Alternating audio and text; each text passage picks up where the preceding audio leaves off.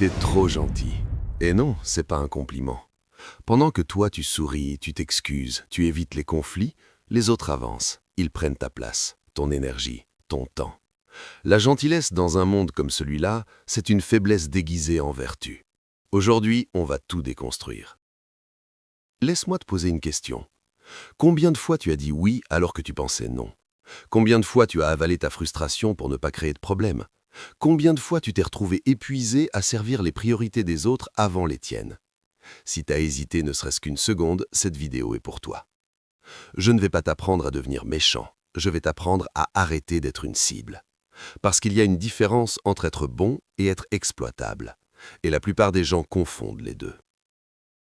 La psychologie sombre a un nom pour les gens trop gentils. Les agréables chroniques. Ce sont des personnes dont le cerveau a été conditionné, souvent dès l'enfance, à associer leur valeur à l'approbation des autres. Tu as appris que si tu fais plaisir, on t'aime, si tu refuses, on te rejette. Alors tu t'es plié, encore et encore, jusqu'à oublier la forme originale de ta colonne vertébrale. Et les manipulateurs, ils le voient, immédiatement. Ils cherchent exactement ça, quelqu'un qui a peur de décevoir, quelqu'un qui dira oui juste pour éviter l'inconfort.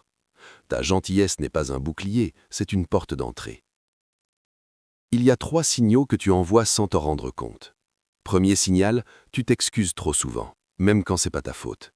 Deuxième signal, tu évites les confrontations à tout prix. Troisième signal, tu minimises tes propres besoins pour ne pas déranger. Ces 3 comportements envoient un message clair, je suis malléable, utilise-moi. On t'a dit que la gentillesse est une force, que les gens bien finissent par gagner, que si tu es assez patient, assez sympa, assez généreux, les autres vont finir par te respecter. C'est un mensonge. Le respect ne se mérite pas avec de la douceur, il se construit avec des limites. Les gens ne respectent pas ce qu'ils peuvent obtenir gratuitement, ils respectent ce qu'ils ne peuvent pas dépasser.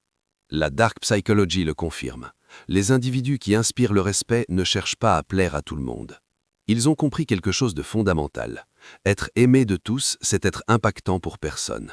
Vouloir l'approbation universelle, c'est diluer ton énergie jusqu'à disparaître. Alors on fait quoi? On ne devient pas cruel, on ne devient pas indifférent, on devient stratégique. Première règle, apprends à dire non sans explication.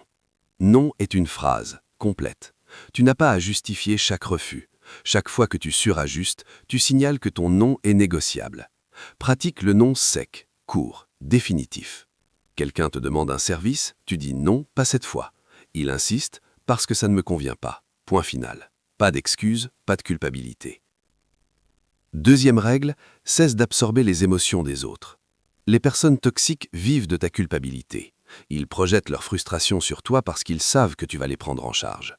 Quand quelqu'un essaie de te faire porter sa mauvaise humeur, observe, ne réagis pas, ne t'excuse pas. Dis simplement « Je vois que tu es dans un mauvais moment. Quand tu voudras en parler calmement, je suis là. » Tu arrêtes le jeu sans le fuir. Troisième règle, ton énergie est ta monnaie. Investis-la avec soin. Les gens gentils donnent librement, à tout le monde, sans filtre. Les gens puissants choisissent à qui ils donnent leur temps, leur attention, leur énergie. Commence à traiter ton énergie comme une ressource rare, parce qu'elle l'est. Demande-toi, est-ce que cet échange me nourrit ou me vide? Si la réponse est qu'il te vide, tu sais quoi faire. Être gentil, c'est un choix. Mais être gentil par peur, peur du rejet, peur du conflit, peur de ne pas être aimé, c'est de la capitulation. Il y a une version de toi qui n'a pas besoin de l'approbation de tout le monde pour exister. Une version de toi qui dit ce qu'il pense, pose ses limites et avance sans s'excuser. Cette version existe déjà. Elle attend juste que tu arrêtes de l'étouffer pour être gentil. Mind Code Noir. Décrypte ton cerveau, reprends le contrôle. Si cette vidéo a résonné en toi, abonne-toi, parce que c'est que le début. Chaque semaine, on plonge un peu plus loin dans les mécanismes que personne ne t'a jamais expliqués. Et partage cette vidéo à quelqu'un qui en a besoin de l'entendre, tu lui rendras service.